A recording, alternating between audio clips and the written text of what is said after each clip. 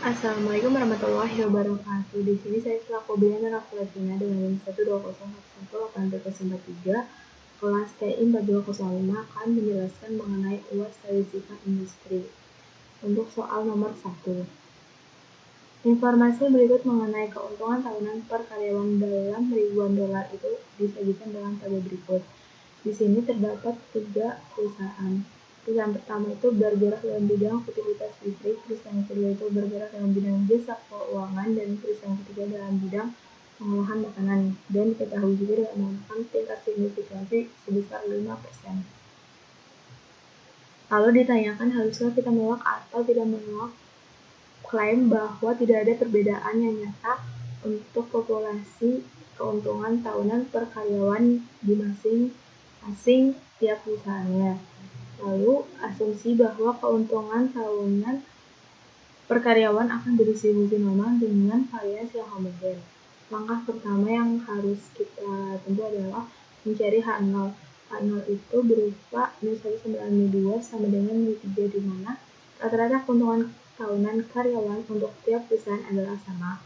Yang kedua adalah mencari H1 berupa mu1 tidak sama dengan mu2 tidak sama dengan mu3, di mana rata-rata keuntungan tahunan karyawan tidak sama untuk setiap perusahaannya. Langkah yang ketiga itu dengan mencari statistik ujinya. Yang pertama itu dengan mencari total dari tiap masing-masing perusahaan tersebut. Lalu yang kedua itu dengan mencari nilai rata-rata di atas itu sebagai berikut. Nah, perusahaan pertama itu mendapatkan nilai rata-rata sebesar 38,3, perusahaan kedua itu mendapatkan nilai rata-rata sebesar 38,8, dan perusahaan ketiga mendapatkan nilai rata-rata sebesar 27,8. Lalu, adapun nilai rata-rata untuk totalnya adalah 34,547. Selanjutnya mencari dari tabel ANOVA. Yang pertama itu ada SST berupa jumlah keluarga dari setiap sampel yang ada dari semua perusahaan. Dimulai 49,1 kuadrat ditambah 55,6 kuadrat ditambah 39 kuadrat hingga 15,8 kuadrat. Lalu dikurangin banyaknya sampel dikuadratkan dan dibagi banyaknya sampel itu 15. Jadi hasilnya 1925,56.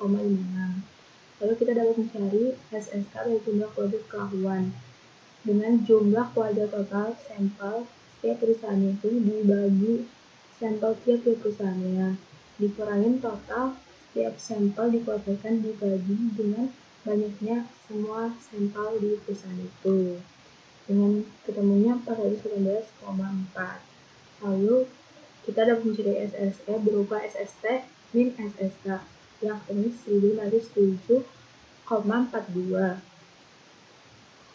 Setelah itu kita dapat menemukan juga NSB berupa SSB dibagi kandung 1 yaitu 209,069.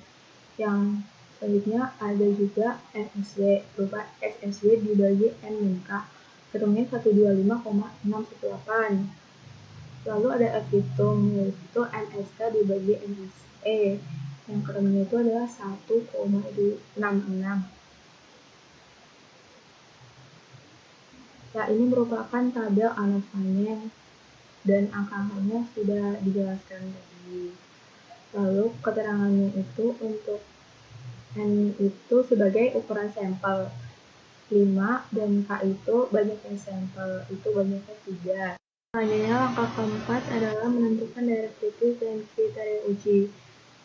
Yang pertama itu alfa atau taraf netral itu diketahui dengan 5% atau 0,05. Langkah kedua itu mencari V1 derajat kebebasan sebesar K-1 yaitu 2. Kemudian mencari V2 atau derajat kebebasan kedua yaitu Kn-1 sebesar 12.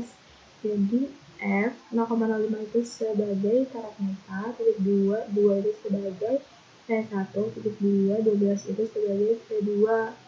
Lalu kita dapat mencari di tabel F berupa 2 dan 12, lalu pada titik F-nya itu 0,05. Kita dapat menemukan 3,89. Setelah itu kita mencari kriteria uji berupa tolak H0 jika F itu lebih besar sama dengan dari 3,89. Yang kedua itu tidak tolak H0 jika F itu kurang dari 3,89.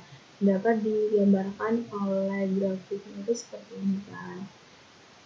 Lalu ini yang diarsir itu adalah daerah penolakan H0 sebesar 3,89. Kesimpulannya itu nilai F hitung sebesar 1,66 itu kurang dari 3,89 sehingga H0 itu tidak ditolak. Berdasarkan sampel pada taraf nilai 5%, cukup bukti untuk mengatakan bahwa rata-rata keuntungan tahunan karyawan itu tiap perusahaannya adalah sama. Terima kasih. Wassalamualaikum warahmatullahi wabarakatuh.